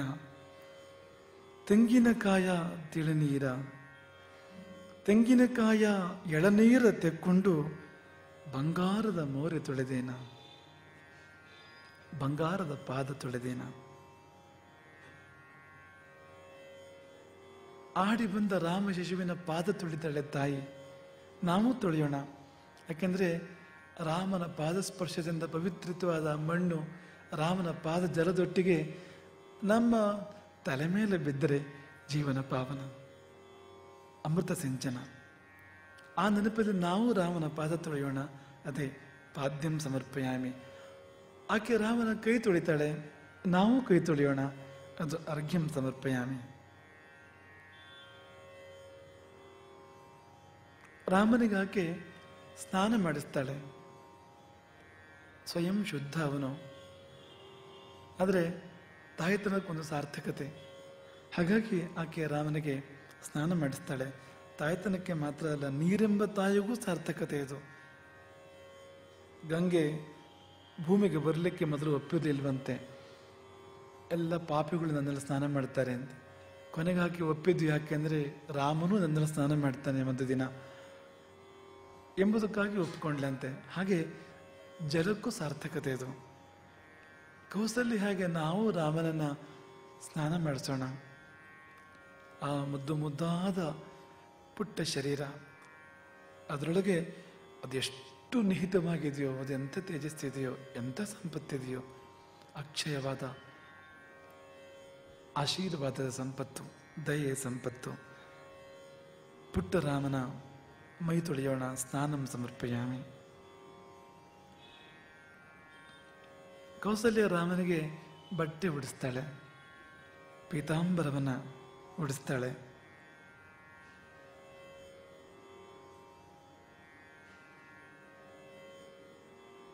ರಾಮನ ನೀಲ ಮೇಘ ಶ್ಯಾಮಲ ವರ್ಣಕ್ಕೆ ಆ ಪೀತಾಂಬರ ಒಪ್ಪುತ್ತದೆ, ಅದು ಶೋಭಿಸ್ತದೆ. ಅದರಿಂದ ರಾಮ ಶೋಭಿಸ್ತಾನೆ. ಕೌಸಲ್ಯ ರಾಮನಿಗೆ ಬಟ್ಟೆ ಉಡಿಸುವಾಗ ನಾವಾಕೆಯ ಕೈ ಮುಟ್ಟಿಕೊಂಡ್ರೆ ವಸ್ತ್ರಂ ಸಮರ್ಪಯಾಮಿ.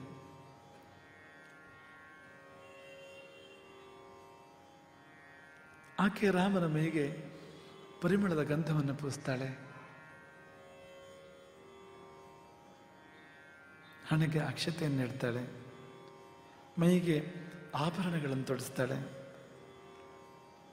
ಸಹಜವಾಗಿಯೇ ಸುಂದರ ಅವನು. ಆ ಪ್ರಿಯ ಸೊಬಗ ಯಾವ ದೇವರಲ್ಲೂ ಕಾಣಲಿಕ್ಕೆ ಸಾಧ್ಯ ಇಲ್ಲ. ಅಂತ ಸೊಬಗವನದ್ದು. ಆ ಸಹಜ ಸೌಂದರ್ಯ ಪೀತಾಂಬರದಿಂದ, ದಿವ್ಯಾಭರಣಗಳಿಂದ ಇಮ್ಮಡಿಯಾಗಿದೆ, ಮುಮ್ಮಡಿಯಾಗಿದೆ, 100 ಮಡಿಯಾಗಿದೆ. ಅವನ ಚೆಲುವನ್ನು ಕಂಡು ಸಂತೋಷಿಸ್ತಾ ಆಭರಣಂ ಸಮರ್ಪಯಾಮಿ, ಅಕ್ಷತಾನ್ ಸಮರ್ಪಯಾಮಿ, ಪುಷ್ಪಾಣಿ ಸಮರ್ಪಯಾಮಿ ಹಾಗೆಂದುಕೊಳ್ಳೋಣ. ರಾಮನಿಗಾಕಿ ಹೂವು ಮುಡಿಸ್ತಾಳೆ, ಅಲಂಕಾರ ಮಾಡ್ತಾಳೆ.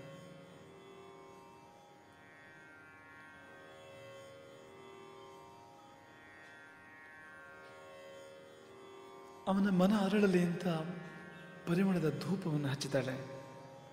ಧೂಪಂ ಸಮರ್ಪಯಾಮಿ.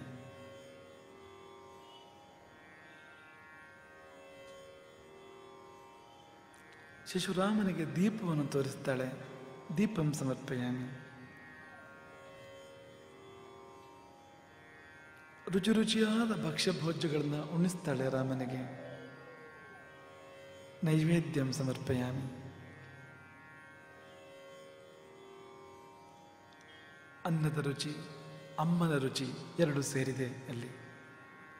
ಅಮ್ಮನ ಪ್ರೀತಿ, ಅಡುಗೆಯ ಸ್ವಾದ ಎರಡೂ ಸೇರಿ ತೃಪ್ತಿಯಾಗಿ ರಾಮ ಸ್ವೀಕರಿಸ್ತಾನೆ ಆ ನಾನಾ ಬಗೆಯ ಭಕ್ಷ್ಯಗಳನ್ನು.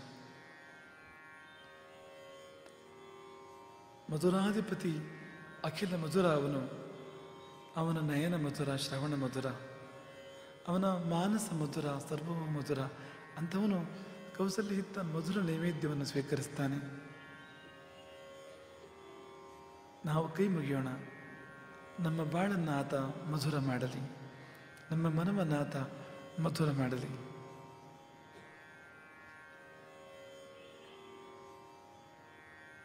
ಮಂಗಲ ನೀರಾಜನ. ತಾಯಿ ಆರತಿ ಬೆಳಗ್ತಾಳೆ ಮಗುವಿಗೆ.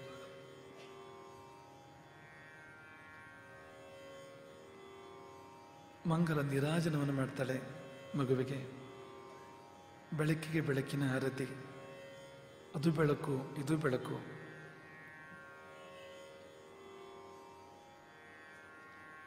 ಆರತಿಯಿಂದ ರಾಮನಿಗೆ ಶೋಭೆಯೋ, ರಾಮನಿಂದ ಆರತಿಗೆ ಶೋಭೆಯೋ, ಯಾವುದು ಯಾವುದನ್ನು ಬೆಳಗಿತೋ ಅಂತೂ ಬೆಳಕು ಬೆಳಕಿನಲ್ಲಿ ಸೇರಿ ಹೋಯಿತು. ನಾವೆಲ್ಲ ಮಿಣುಕು ದೀಪಗಳು. ಆ ಕೌಸಲ್ಯ ರಾಮನಿಗೆ ಎತ್ತಿದ ಆರತಿಯ ಬೆಳಕಿನಲ್ಲಿ ಬೆಳಕಾಗಿ ಸೇರಿ ಹೋಗೋಣ. ರಾಮನ ಕಣ್ಣಿನ ಬೆಳಕಿನಲ್ಲಿ ಒಂದಾಗಿಬಿಡೋಣ.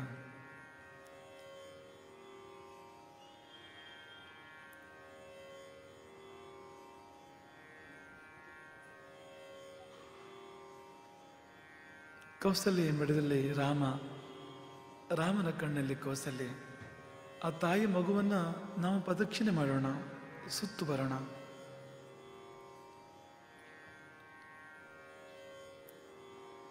ಜಗದ ಸರ್ವೋತ್ಕೃಷ್ಟ ತಾಯ್ತನಕ್ಕೆ, ಸರ್ವಶ್ರೇಷ್ಠ ಶಿಶುವಿಗೆ ಪ್ರಣಾಮಗಳನ್ನು ಸಲ್ಲಿಸೋಣ. ಪ್ರಾರ್ಥನೆ ಮಾಡೋಣ. ಪ್ರಾರ್ಥನೆ ಏನು ಮಾಡೋಣ?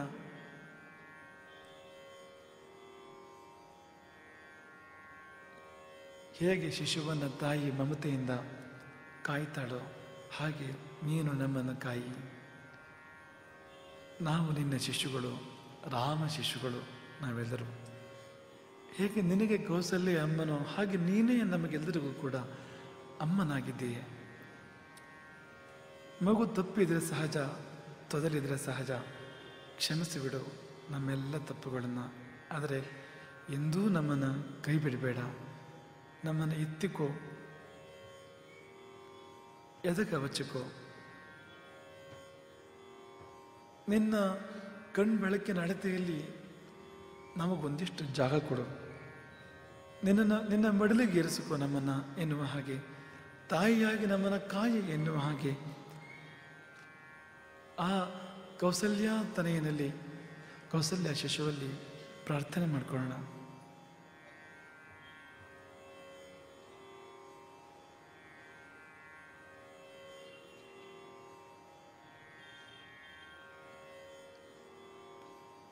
ಮತ್ತೆ ಬಾಲ್ಯಕ್ಕೆ ಮರಳೋಣ. ಮತ್ತೊಮ್ಮೆ ಕ್ಷಣಕಾಲ ಶಿಶುವಾಗೋಣ. ಯಾಕೆಂದರೆ ಶಿಶುತನದಿಂದ ಇಲ್ಲಿಯವರೆಗೆ ನಾವು ಅದೆಷ್ಟು ತಪ್ಪುಗಳನ್ನು ಮಾಡಿದೆವೋ, ಅದೇನು ಲೋಪಗಳು ಪಾಪಗಳು ನಮ್ಮಿಂದ ಆಗಿದೆಯೋ, ಒಂದು ಸರ್ತಿ ನಾವು ಪುನಃ ಹಿಂದಕ್ಕೆ ಹೋಗಿ ಶಿಶುರೂಪವನ್ನು ತಾಳಿ ಅಲ್ಲಿ ರಾಮನಲ್ಲಿ ತಾಯಿಯನ್ನು ಕಂಡು ಮತ್ತೊಮ್ಮೆ ನಮ್ಮ ಜೀವನವನ್ನು ಪ್ರಾರಂಭ ಮಾಡುವ ಹಾಗೆ, ಪುನರಾರಂಭವಾಗುವ ಹಾಗೆ. ಈ ಬಾರಿ ಆರಂಭವಾಗುವ ಜೀವನ ಅದು ರಾಮನಿಂದ ಆರಂಭವಾಗುವಂಥದ್ದು, ರಾಮ ನೋಡುವಂಥದ್ದು, ರಾಮ ಕಾಯುವಂಥದ್ದು. ಹಾಗಾಗಿ ಅಂಥ ರಾಮಮಯವಾದ ಬದುಕಿನ ಪುನರಾರಂಭದ ಕ್ಷಣ ಇದಾಗಲಿ ಎನ್ನುವ ಹಾಗೆ ರಾಮನಲ್ಲೇ ಪ್ರಾರ್ಥಿಸೋಣ.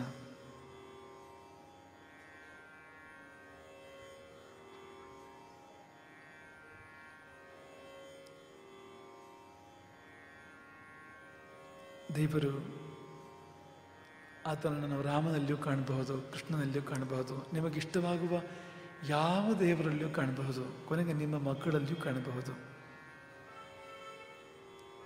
ನಿಮಗೆ ಭಾವ ಇದ್ದರೆ ಅಲ್ಲಿಯೂ ಭಾವ ಪೂಜೆಯನ್ನು ಮಾಡಬಹುದು. ನಮ್ಮ ಮಕ್ಕಳು ರಾಮನಂತೆ ಆಗಲಿ, ನಮ್ಮ ಮಕ್ಕಳು ಸೀತೆಯಂತೆ ಆಗಲಿ, ಅಲ್ಲಿ ರಾಮನತನವನ್ನು ನಾವು ಕಾಣುವಂತೆ ಆಗಲಿ, ರಾಮನ ಶ್ರೇಷ್ಠತೆಯನ್ನು ನಾವು ಕಾಣುವಂತೆ ಆಗಲಿ.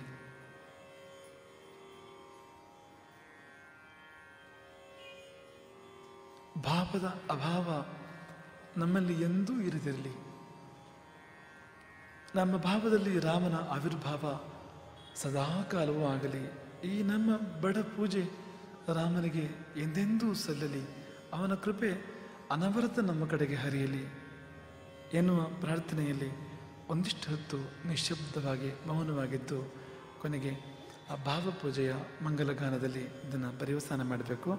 ಹಾಗಾಗಿ ಎಲ್ಲರೂ ಒಂದಿಷ್ಟು ಹೊತ್ತು ಮೌನವಾಗಿ ಅಂದರೆ ಮಾತು ಮೌನವಾಗಿ ಅಂತಷ್ಟೇ ಅರ್ಥ ಅಲ್ಲ, ಇನ್ನೊಂಚೂರು ಮುಂದೆ ಹೋಗಿ ಮೌನವಾಗಿ, ಮಾತೊಂದೇ ಅಲ್ಲದೆ ಮನವೂ ಮೌನವಾಗಿ ರಾಮ ಶಿಶುವನ್ನು ಭಾವಿಸ್ತಾ ಧ್ಯಾನಿಸ್ತಾ ಕೌಸಲ್ಯ ರಾಮನ ಮೇಲೆ ತೋರಿದ ಪ್ರೀತಿಯನ್ನು ನಾವು ಭಕ್ತಿಯಾಗಿ ತೋರ್ತಾ, ಭಾವವಾಗಿ ತೋರ್ತಾ ಹಾಗೆ ಒಂದಷ್ಟು ಕಾಲ ತಂಪಾಗಿ ಇದ್ದು ಬಿಡೋಣ.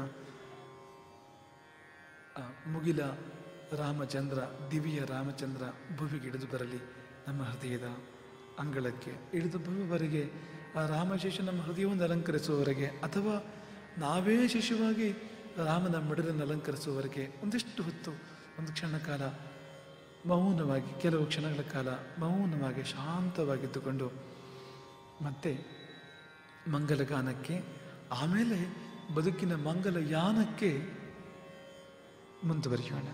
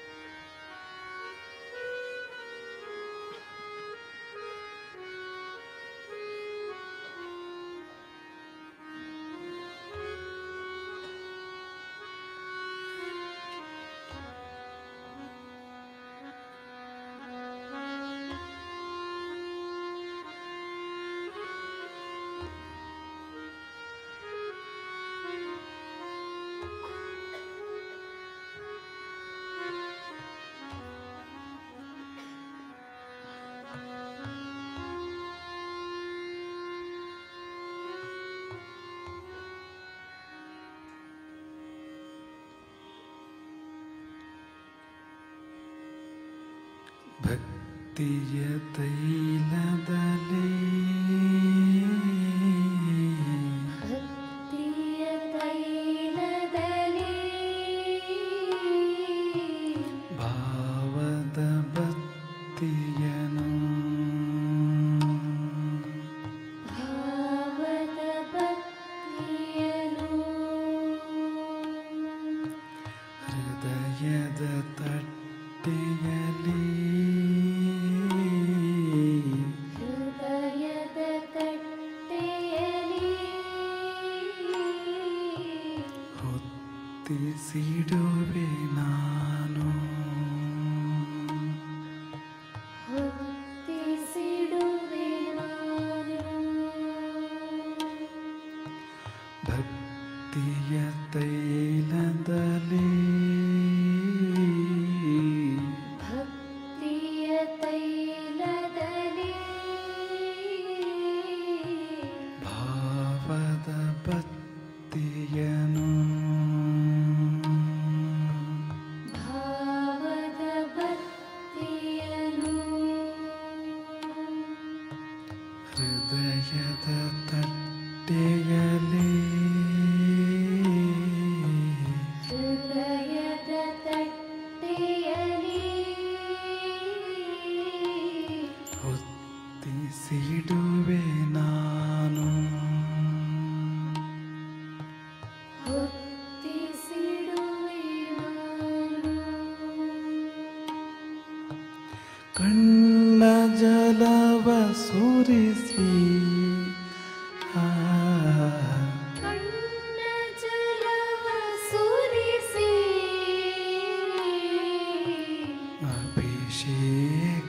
ಅಭಿಷೇಕವಗೈವೆ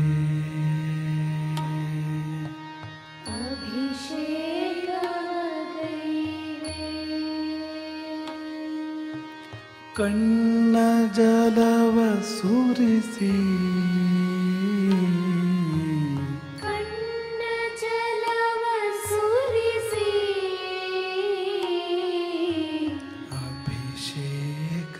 ಅಭಿಷೇಕವಗೈವೆ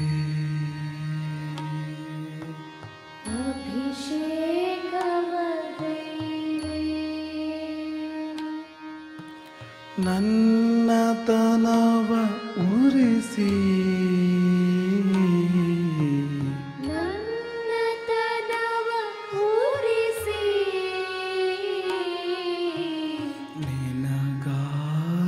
ನಿನಗಾರತಿಗೈವೆ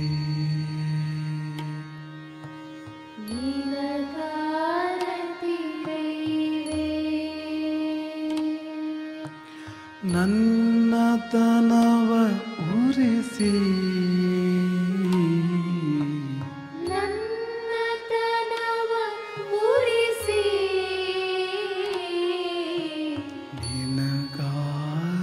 ನಿನಗಾರತಿಗೈವೆ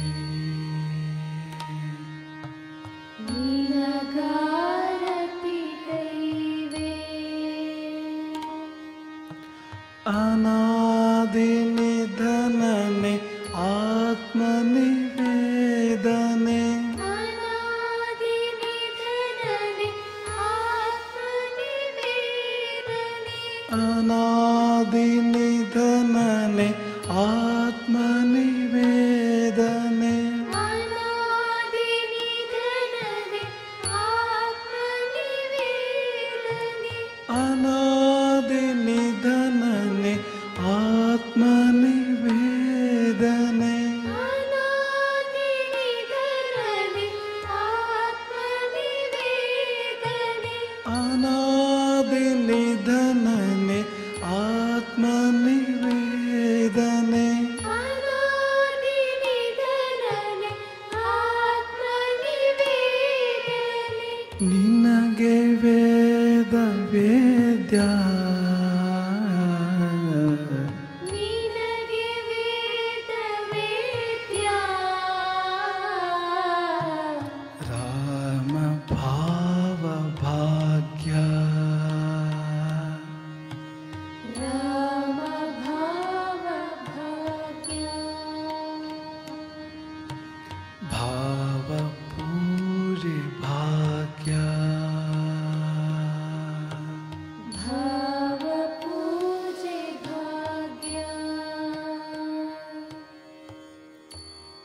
ರಾಮನೇ